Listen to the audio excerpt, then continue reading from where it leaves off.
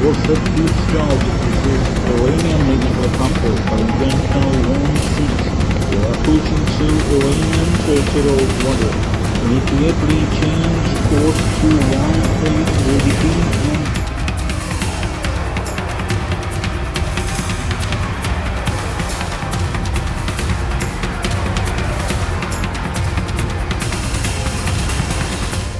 दोस्तों, फ़लस्तीन में गज़ा में हज़ारों बच्चों, महिलाओं और बेकसूरों के हत्यारे इज़राइल के युद्ध का अब ख़ात्मा करीब आ रहा है। और ये बात मैं ऐसे ही नहीं कह रहा हूँ, इसके पीछे कुछ मजबूत वजहें हैं। क्या वजहें हैं आज के इस वीडियो में आपको दिखाऊंगा। लेकिन उससे पहले, क्या ईरान और इज़राइल में एक बार फिर से युद्ध शुरू होने जा रहा है? क्या कुछ ऐसा बड़ा हुआ है जिसके बाद से अब ये जो अटकलें हैं ये और ज़्यादा तेज़ हो गई हैं? अमेरिका ने क्या कुछ बड़ा कदम उठाया है और ईरान ने उसका पलटवार कैसे किया है, वो भी खबर आपको मैं दिखाऊंगा। और गज़ा और फ़लस्तीन के मामले में भारत ने अब सीधे तौर पर फ़लस्तीन का यूएन में समर्थन कर दिया है, जिसके बाद से माना जा रहा है कि इजराइल और अमेरिका को एक बड़ा झटका लगा है। उधर अमेरिका के पूर्व राष्ट्रपति बराक ओबामा का एक बड़ा बयान सामने आया है ट्रंप को लेकर के। उन्होंने क्या कुछ कहा है वो तस्वीरें भी मैं आपको दिखाऊंगा। और आखिर में गज़ा में किस तरीके से आईडीएफ और इजरायली जायनिस्ट किस तरीके से कत्लो गारत मचा रखे हैं, वो भी तस्वीरें मैं आपको दिखलाने और बतलाने की कोशिश करूंगा।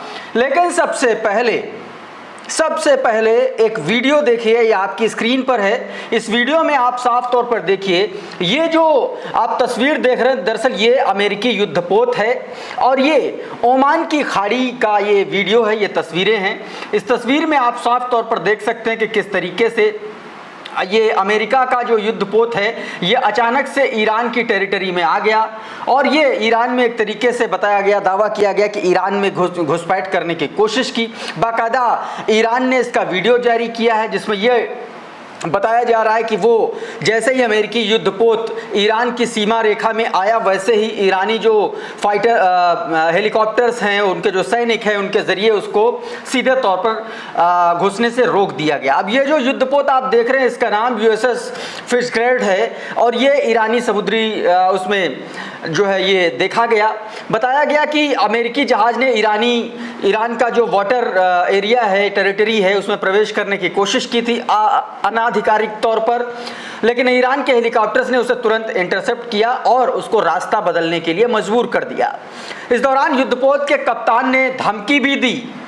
ईरान को युद्धपोत के कप्तान की तरफ से धमकी दी गई कि अगर हेलीकॉप्टर नहीं हटा तो उसे मार गिराया जाएगा, लेकिन ईरानी पायलट ने पीछे हटने से इनकार कर दिया और अमेरिकी पोत को अपनी दिशा बदलनी पड़ी। दोस्तों, सीधे तौर पर अमेरिका बार बार ईरान को उकसा रहा है। इसको ऐसे ही देखा जा सकता है कि एक बार फिर से युद्ध के मुहाने पर मिडिल ईस्ट खड़ा है। एक तरफ जहां गज़ा में सीज फायर की अटकलें तेज हो गई हैं, वहीं दूसरी तरफ ईरान की तरफ टेंशन अब फिर से बढ़ने लगी है। बीते दिन ईरानी राष्ट्रपति मसूद पजेक्शन ने कह दिया था कि इस बार घर में घुसकर मारेंगे इजराइल को, अगर ज़रा सा भी कुछ इधर उधर हुआ हम यूरेनियम का जो इनरिचमेंट है वो जारी रखेंगे। उससे एक दिन पहले डोनाल्ड ट्रंप ने कहा था कि अगर जरूरत पड़ी तो फिर से हम ईरान पर हमला करेंगे। यानी कि युद्ध पूरी तरीके से जारी है, किसी तरीके का कोई सीज फायर नहीं है, क्योंकि इजरायली सेना प्रमुख ने भी ये दावा क्या किया, खुले तौर पर कहा अपने अधिकारियों से कि इस भ्रम में आप लोग मत रहिए कि युद्ध जो है समाप्त हो गया, ऑपरेशन अभी भी ईरान के खिलाफ जारी है। ये इजरायली सेना प्रमुख का बयान है, बीते वीडियो में मैंने आपको दिखाया और बताया भी था। और उसके अगले ही दिन इस तरीके से ओमान की खाड़ी में इस तरीके से ये अमेरिकी युद्धपोत गया और फिर उसके बाद युद्धपोत का जो कप्तान था उसके द्वारा ईरान को धमकी दिया जाना, ये अपने आप में बताता है कि युद्ध के लिए उकसाने वाली चीज़ें एक बार फिर से शुरू हो चुकी हैं। इन तस्वीरों में आप साफ तौर पर देख सकते हैं। उधर दोस्तों, ईरान ने एक बार फिर से बड़ा ऐलान कर दिया है। ईरान ने ऐलान किया है कि वो अपने खुर्रमशहर 5 मिसाइल का परीक्षण करने जा रहा है और ये जो खुर्रमशहर मिसाइल है, दावा किया गया कि ये जो अमेरिका का GBU-57 है ये उससे ज़्यादा ख़तरनाक है और इसकी जो मारक क्षमता है ये 12,000 किलोमीटर तक सीधे तौर पर एंटी कॉन्टिनेंटल टैंक मिसाइल के तौर पर ये जानी जाएगी।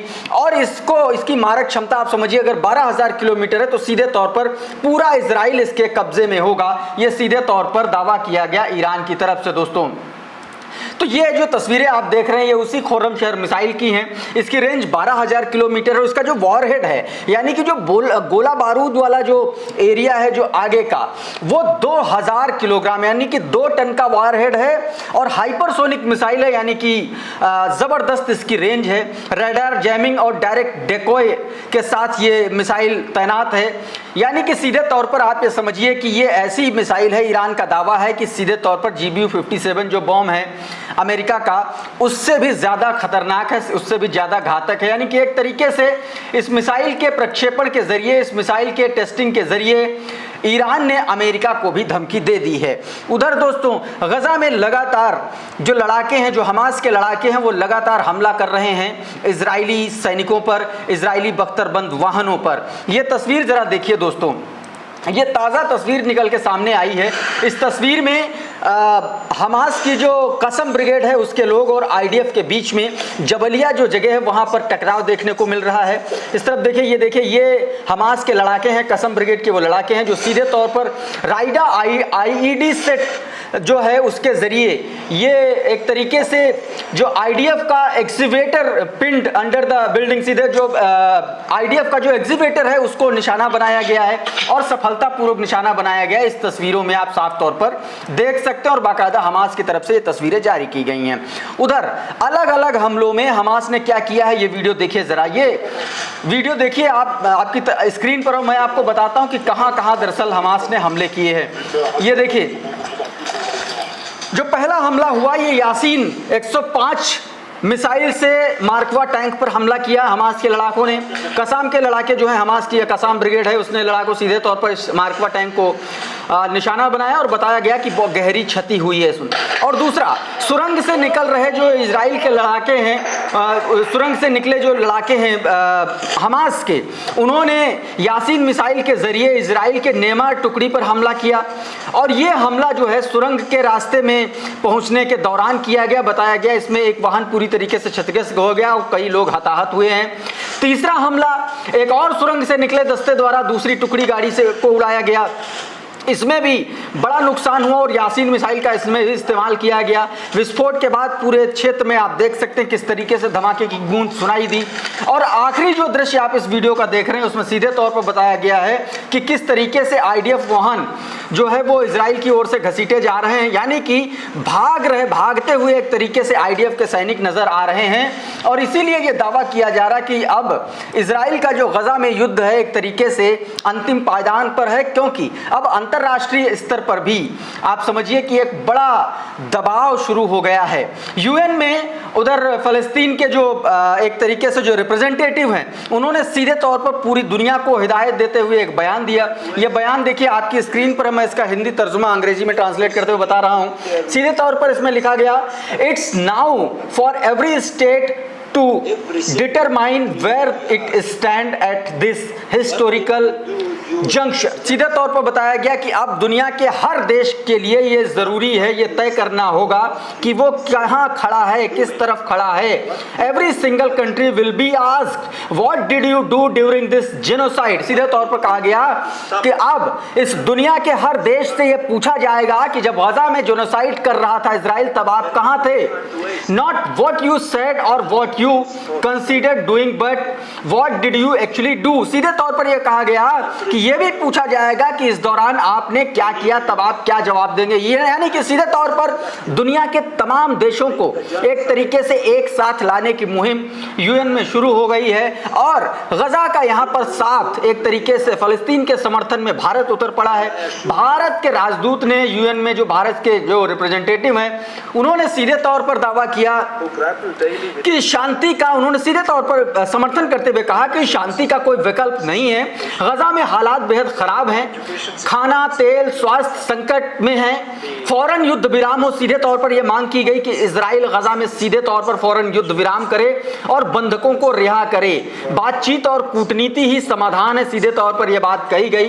भारत हमेशा फलस्तीन राज्य का समर्थन करता आया है। खुल करके इस बार भारत ने यह कह दिया है कि भारत जो है अब फलस्तीन राज्य का हमेशा से समर्थन करता आया है और वो करता रहेगा। उधर डोनाल्ड ट्रंप को एक तरीके से हिदायत देते हुए बराक ओबामा का एक बयान आया, वर्ल्ड वॉर 3 नाम का ट्विटर हैंडल है, उसने ये बयान उसके जरिए ये सामने आया है, जिसमें ये कहा गया है कि बराक ओबामा ने ट्रंप को लेकर के कहा है कि ट्रंप ने सारी हदें पार कर दी हैं, उन्होंने फाइनल लाइन तक क्रॉस कर दी है। वो जो कुछ भी कर रहे हैं वो दुनिया के लिए और अमेरिका के लिए बेहद खतरनाक है। क्या कुछ डोनाल्ड ट्रंप ने कहा, वो माफ कीजिएगा, क्या कुछ बराक ओबामा ने कहा, एक बार सुनिए।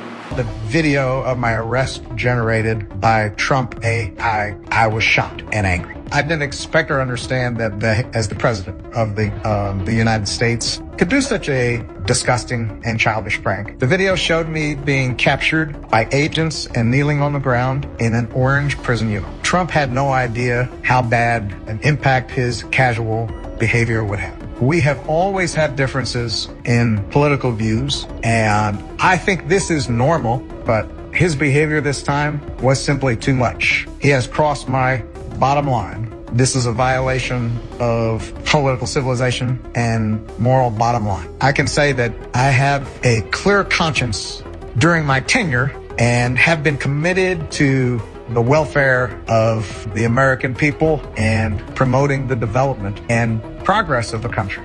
But Trump used such vulgar means to spoof me in order to achieve his own ulterior motives. I firmly believe that he will pay the price for his behavior. तो ये सीधे तौर पर दोस्तों बराक ओबामा का बयान Donald Trump को लेकर के आया। उधर इजराइल लगातार गजा में कहर ढा रहा है, लोगों को मार रहा है। ये तस्वीरें देखिए जरा, ये तस्वीरें जो आप देख रहे हैं, ये जो दूसरी तस्वीर आप इधर से देख रहे हैं, ये गजा की तस्वीर है।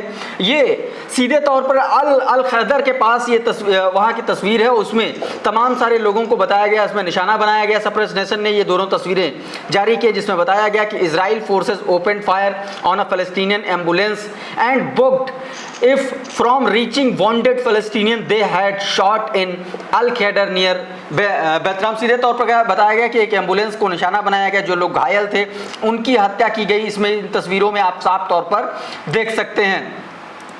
अल-कुद्स ने भी यही तस्वीर दोस्तों जारी की, उसने भी यही लिखा, after shooting multiple Palestinian in the town of Al Khader near Bethlehem Israeli occupation forces are now preventing ambulance from reaching the wounded by firing directly near rescues. सीधे तौर पर बताया गया कि पहले हमला किया, जब घायलों को एम्बुलेंस ले जाने लगी तो एम्बुलेंस पर एक तरीके से हमला किया गया, उसको रोका गया। यानी कि चौतरफा घेरने की कोशिश लगातार इजराइल कर रहा है। तो दोस्तों अभी के इस वीडियो में फिलहाल इतना ही। बहुत बहुत शुक्रिया, बहुत बहुत धन्यवाद। आप जुड़े रहिए द लाइव टीवी के साथ। नमस्कार।